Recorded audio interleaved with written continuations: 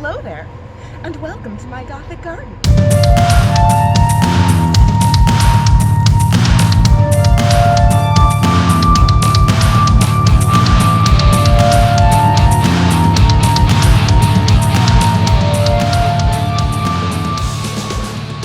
To get a full picture of the scope of my backyard, I thought we'd start here on the back porch with my back against our back door.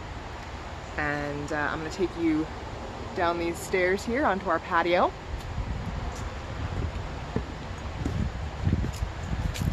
And you can see the porch behind me now. That is the path to our driveway and out into the rest of the neighborhood. Here, right here on this path, I've got some Pennyroyal growing. I don't know much about Pennyroyal personally, but I am assured by my friend and Grovemite Megan that it is part of the mint family and that it is a natural bug repellent. So we've got that planted on the path here, the notion being that when we're further out into the yard, hopefully this will sort of help kick off any nastiness that's clinging to you, any bugs, any ticks, anything like that might be more inclined to let go. Right here is the first garden bed that we really started to reclaim, and you can see it's to the side of the path here. And a lot of that mondo grass is just the stuff that was there.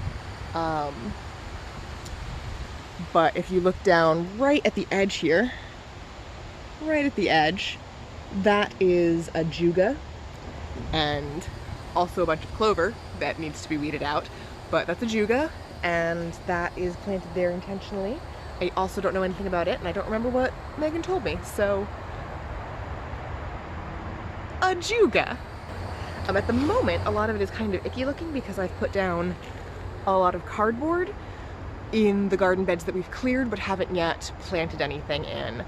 That is a really good natural way, again, I am assured by Megan, I don't know what I'm doing, a good natural way to keep the weeds from growing up while you get other things situated around that spot in the garden.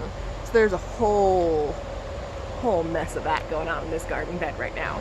This little guy, we did not plant. He is growing up on his own. He was here already.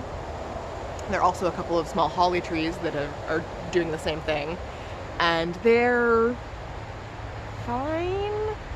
So we need to replant them or decide that we're not replanting them and kill them, and we haven't made any of those decisions yet. So for the time being, this little guy and, oh yeah, there it is.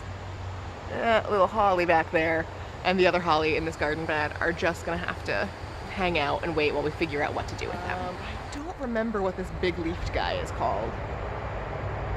Probably something obvious once I look it up. That's another one that Megan actually split off from her garden and brought over. There's a lot, most of the plants right now actually that are intentionally here are things that were starting to get overgrown in her garden that she just split and brought me the excess essentially. We've also got right down here, get a closer look at him, this little guy right here is an Echinacea plant. It's about to bloom, so that's very exciting. I have Echinacea. In fact, this whole section of this garden bed, the area closest to the porch here, kind of becoming my unofficial little herb garden. Oh, what did Megan tell me this was? She planted it like literally just yesterday, so it's weird that it's looking so sad. Although if this is part of it, that might explain it. That doesn't look healthy. Is that supposed to be part of this plant? Ooh, yeah, that was definitely part of this plant. Definitely, that was part of this plant. So that's sad, and I don't know what happened there, but hopefully it'll recover. Next to it is a beautiful, not so little anymore, mugwort. It's actually growing quite nicely, which is really nice to see. Again, right now we're in the areas of the garden that we have already done a lot of work in. Now I'm now currently in the part of the yard that is actually a yard. This is where if we were going to host parties or something, this is where we'd set up, you know, I don't know, lawn bowling or something. It's a lawn. It's also full of weeds. Everything in this lawn right now is a weed. Everything. Right behind me here, Miss Megan brought me a bunch of additional Pennyroyal plants to scatter throughout the yard, and the hope is that they'll take over most of the yard part of the backyard and become a really nice ground cover, and again, still have that bug repellent aspect when we're out in the yard. The other garden bed, the second garden bed really, that I did any real work on. You can see here, we've got a lot of new green growth. This stuff, this is pumpkin vines! I'm so excited, I'm gonna have a pumpkin patch. Me! I'm gonna have a pumpkin patch! I'm very excited about it. However, you can see there's all this sort of dead space behind it, up against the house. We planted some broom corn there, and there are a couple things sprouting up that look like they might be the broom corn, but not a lot. And part of that is because we've had a lot of rain recently, and this is, as mentioned, right up against the house. And if you look sort of in this section, the edge of it, like that entire back half of this garden bed just got completely washed away.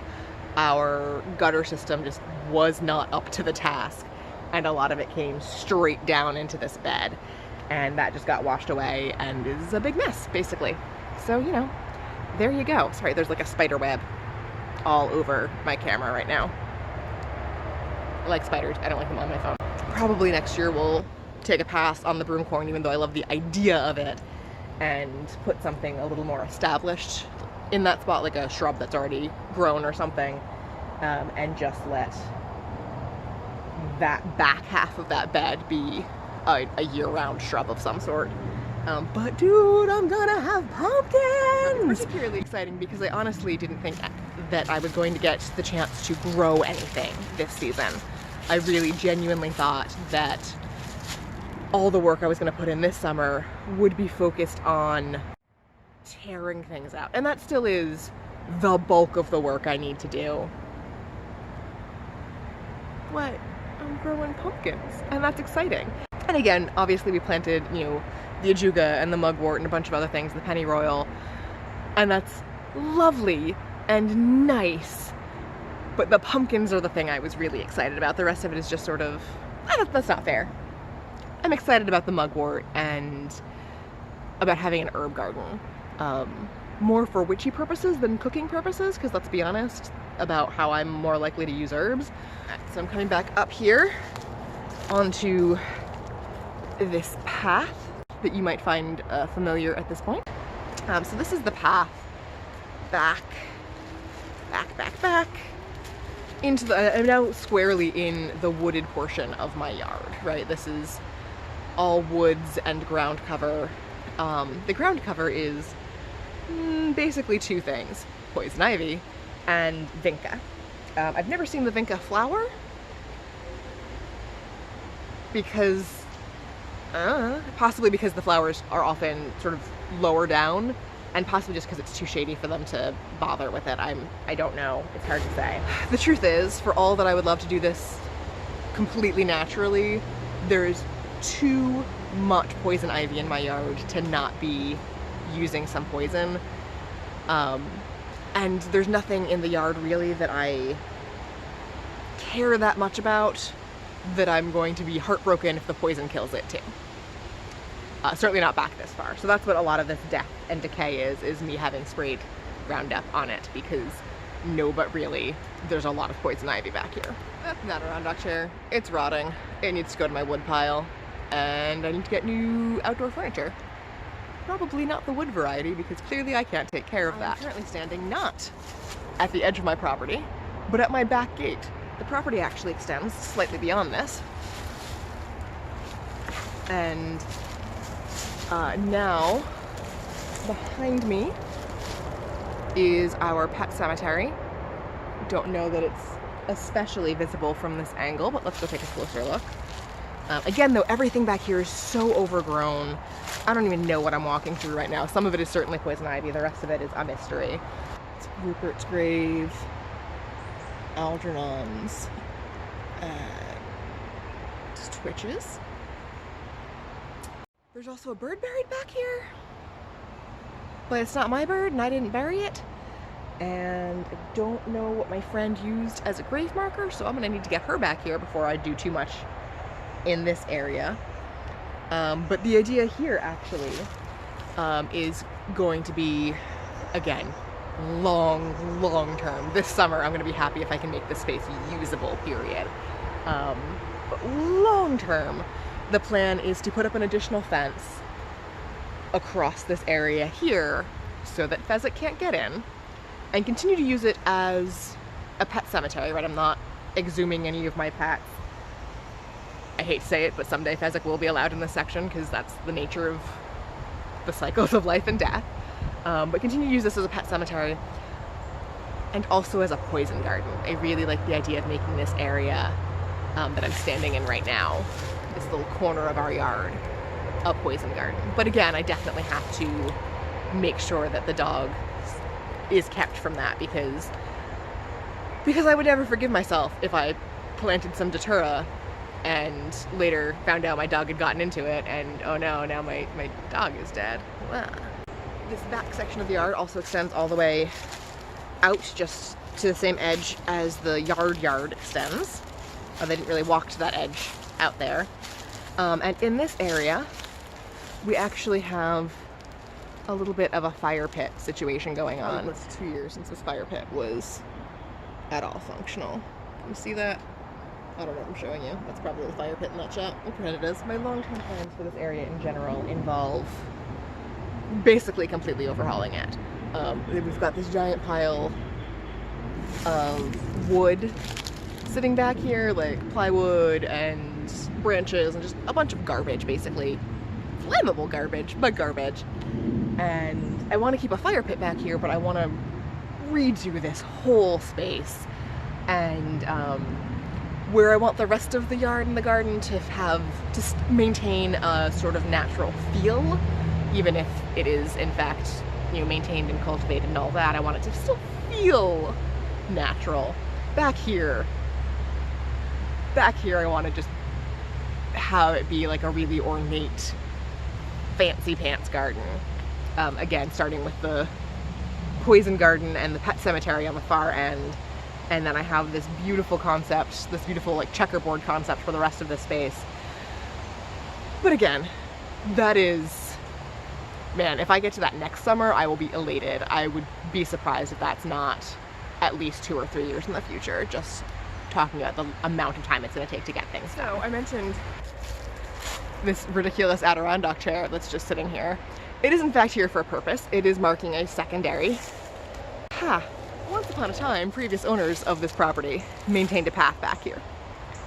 I have on occasion dug it out and mowed the vinca back, like not even properly pulling it or weeding it, just mowed it back and created a path. The plan is to get this path properly paved for once, paving stones, brick, something, I haven't figured it out yet, but get it actually properly paved so that I can reasonably maintain it. Because if we follow this not quite a path, not quite not a path back here through all the poison ivy and vinca, but mostly poison ivy. You guys see that? See that giant mound of dirt? That concerns me. That's probably a hive of some sort. Mounds of dirt don't just happen like that. Like, are you looking at that? That's not great. I'm gonna have to deal with that at some point. But it's next to the path, so for the time being, I'm going to ignore it. And if I get... Oh, look. These are bricks that I've collected from other parts of the yard over the years and slowly built the path out from the back, the end of the path, back out towards that path.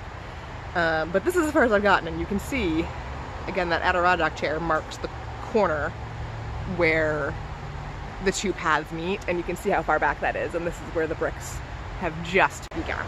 That pile of gorgeousness there, that's our secondary compost, because our compost bin filled up and then some on the first day that we started gardening and tearing things out, because of course it did. And here I found all of this granite in the garden bed where the pumpkins now are. I don't know what it was doing there. I don't know why it was there.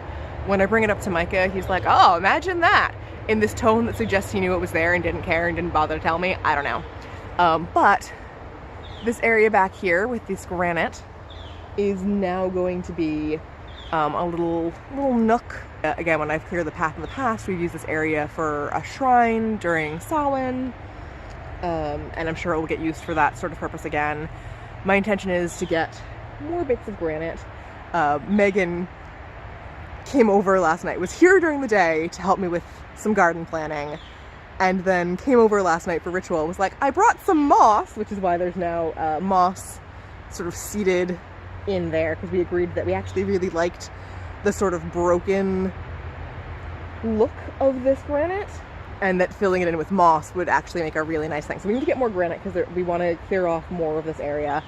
And of course we have big plans for yew trees and shrubberies and things to make this space not fully private, but just a little more private. Honestly, the whole yard we plan on putting some shrubs and stuff up, again, long term, to make the space more usable for ritual, which is the primary reason I'm out here, right? Like, it's nice to have a yard. It's nice to have the option to go sit on the porch and sip my tea and read my book in the morning. But realistically, for me, for who I am as a person, the primary purpose of this backyard is ritual, followed closely by socialization, right? Like, I'm really looking forward to the day that back area with the fire pit is not just usable, but actually pretty. I can't wait to actually sit out there and want to be by the fire and hang out with friends, and I'm really excited about all of this. So anyway, this is my backyard, and eventually it will be my Gothic garden.